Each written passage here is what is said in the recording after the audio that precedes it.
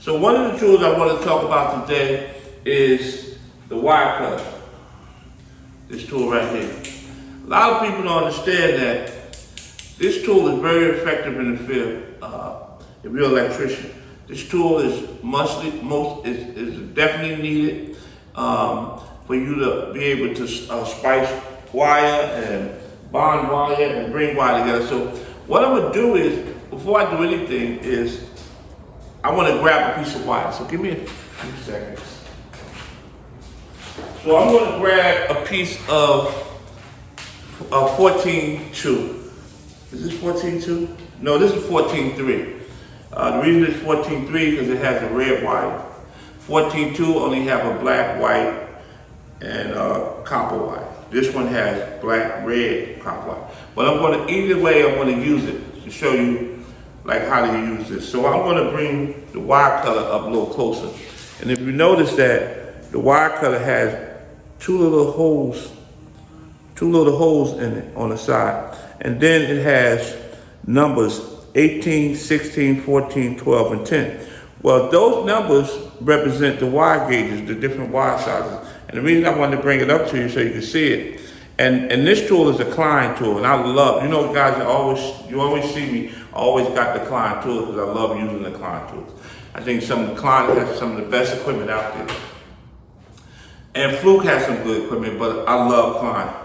So long story short, when you're out in the field and you splicing wire and you bonding wire, you also need a box cutter. People say, why you need a box cutter? Well, let me show you. When you first in the field, you want to be able to pull the sheathing off the wire. So what I do is, with my box cutter, I just come down away from my hand, and I you see how I sliced it? I just sliced it. I dig it in and I slice it. And what I do is I pull it back.